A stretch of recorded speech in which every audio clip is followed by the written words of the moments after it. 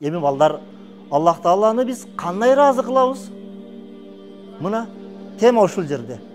Биз кандай кылсак, бизди жараткан Аллах Таала бизден ыраазы болот. Мына ошол Ар-Рахманир Рахим, Малик Яумиддин андан кийин аят. Аллах Таала бул дүйнөнүн дагы падышасы. Россиянын падышасы бар Путин, Кыргызстан падышасы бар Садыр Жапаров, Өзбекстандын падышасы бар Шавкат Мирзиёев. Мына ушул бүт мамлекеттердин падышасы бар.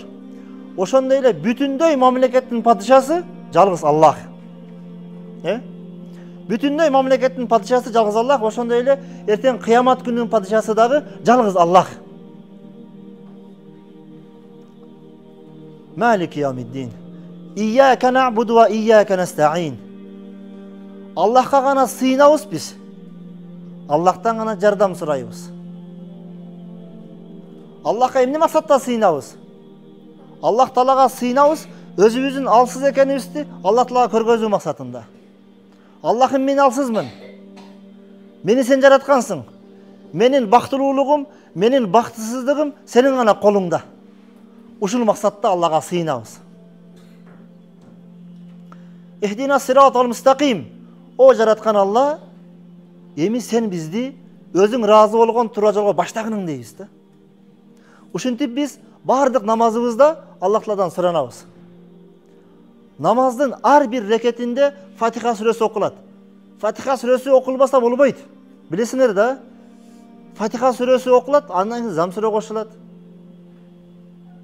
Мына ошол ар бир окулган рекеттеги Фатиха намаз, рекеттеги Фатиха сүрөдө Ихдина сиратал мустаким деген аят бар.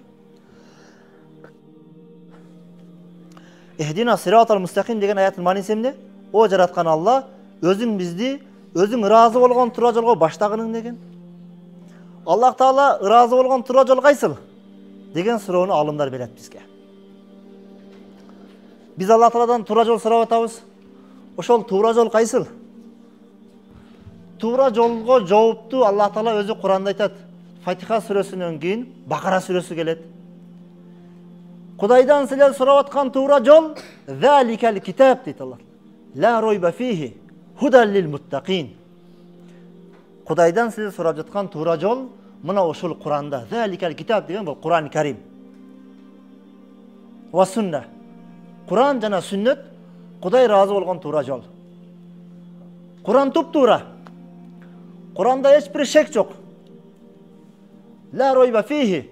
Бирөө Куран жөнүндө шек дейин десе, чото туура эмеспи десе, шекке орун жок Куранда. Куран толук болгон. Кайсыл бир инсан Куран менен жашаса, ал толук бактылуу болот. Кайсыл бир инсан Куран менен жашабаса, ал толук бактысыз болот.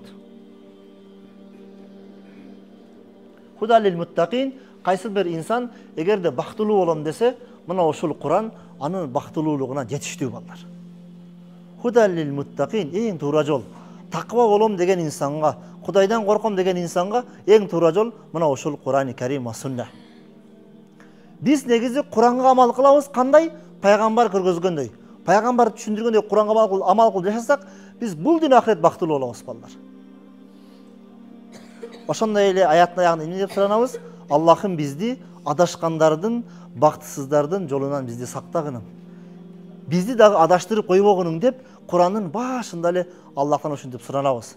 Эмне себептен? Себеби биз алсызбыз балдар. Адашып кетебиз. Биз адашып кетебиз. Адам баласы адашат. Адам баласы кемчиликтүү. Адам баласы адашкан сайын намаз окуп Кудайдан кечирим сурайбыз. Аллахта асында эң сүйкүмдүү инсан ким десе, жасаган күнөөсүн, адашып калган күнөөсүн мойнуна алып кечирим сураса, ошол эң жакшы инсан балдар.